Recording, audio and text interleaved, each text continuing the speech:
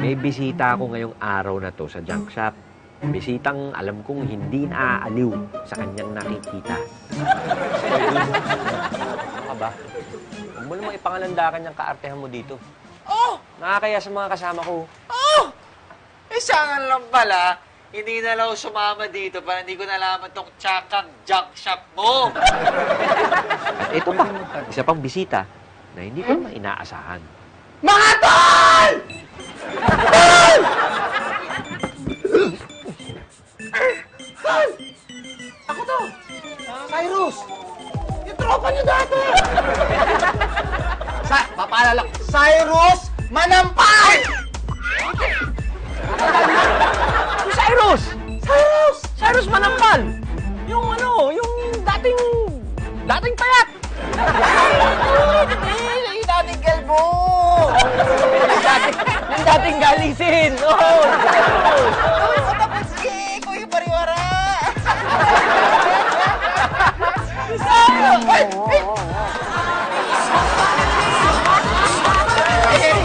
Yan si Cyrus Manampal. Tama. Tropa namin siya ni Bernie nung haling na haling pa kami sa pagbibisikleta. Siya ang pinakawalang kwenta sa tropa namin.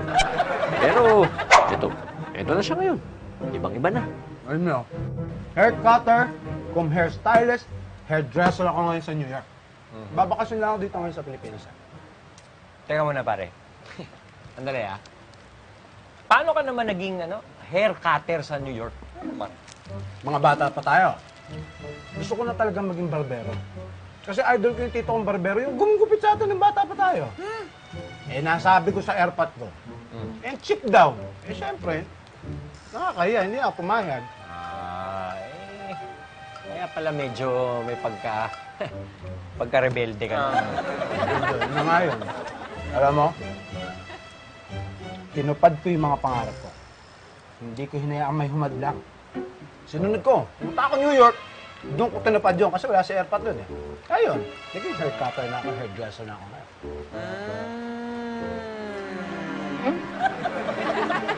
Parang etos lang yung tinutupad mo yung pangarap mo yan. Ang totoo niyan, bumigay ka lang like me. Ano pala bilo ka na?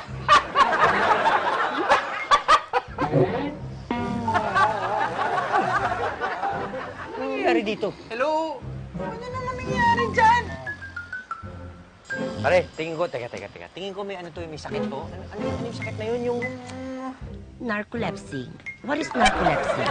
Narcolepsy is a noun which means a condition characterized by an extreme tendency to fall asleep whenever in a relaxing surroundings. Narcolepsy.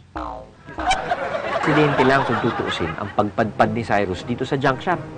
Nagkataon lang. Kaya naman bilang isang kaibigan, inimbita ko siyang pumunta sa bahay.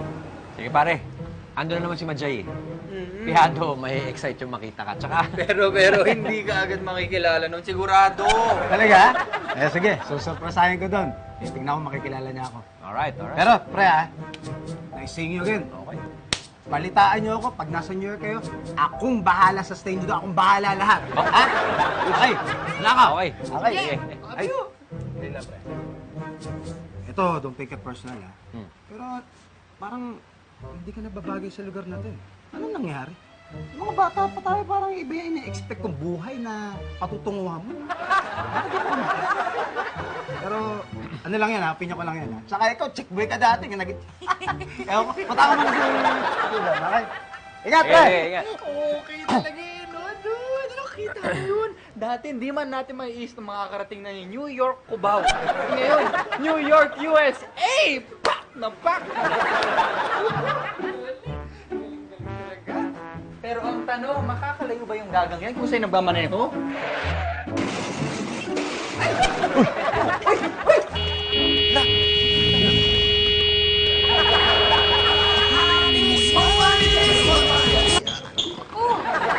Ito, bisita mo yata to.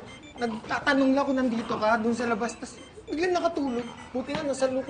Si Cyrus to Nag-text si Jingo na baka bumisita yan dito. Tropa namin to! Cyrus! Cyrus? Uy, Cyrus, gising! Hoy, Rajay! Nandiyan ka na!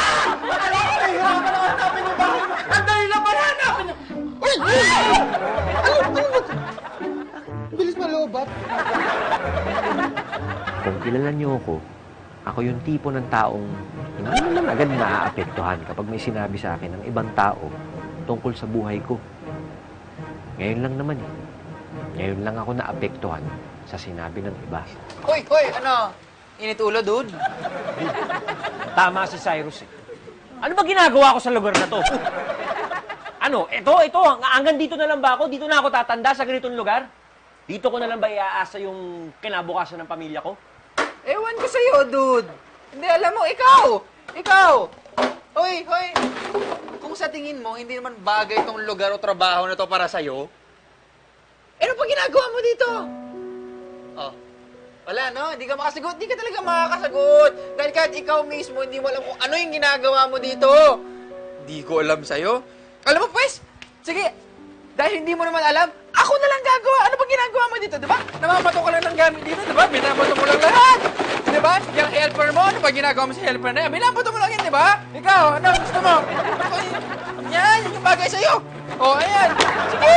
Oh, saya pala nito, di ba? Sunugin na lang kaya natin to. Wala ka naman pakialam dito. Oh, ayan, oh my gosh. Ayan, oh. Sige. Oh, yung helper mo, susunugin ko yan. Tignan niyo yan si Cyrus. Kilala namin yan noon bilang isang taong walang kinabukasan, walang patutunguhan, walang pangarap. Parang batong pagulong-gulong lang at di makapitan ng lumot. Ganda mo po, tingnan mo po. Kamukha mo po si Miss Carla Villano. Oo nga, I love it, Cyrus! Ang galing-galing mo talaga, nakakatuwa ka. Alam mo, sa hinagat, hindi ko naisip na magiging ganyan ka. Alam mo, sinabi ko nga kay Jingo tsaka kay Bernie yan. I just followed my dreams. Tapos ito na, hairdresser na ako sa New York. And you know what? Kung sino nag-motivate sa akin para maging hairdresser? Yung asawa ko si Beth. Ha? Di ka po ba din? Hindi, no? Pero hindi dahil sa asawa ko si Beth. Wala. Siguro hanggang ngayon, pariwara pa rin yung buhay ko. Ay, excuse me po, baka naman pwede rin pong magpa-hair, style. Kasi si Ate Madyan, ingit ako sa kanya eh. Walang problema. Dali! Sige na. Salamat, no? Matigas lang yung buhok niya. Pero ayos Kaya na kaya yun ni Cyrus. Sabi ko na nga. Gandahan Alam mo. mo, Ang ganda sa inyo. kaya ko talaga sa New York. Madami rin akong inaayos ang ganun. Ni Ate Madyan! Kasama ba nandiyan? Kamali. Sorry, kuya. Aray! Aray! Ate Madyan!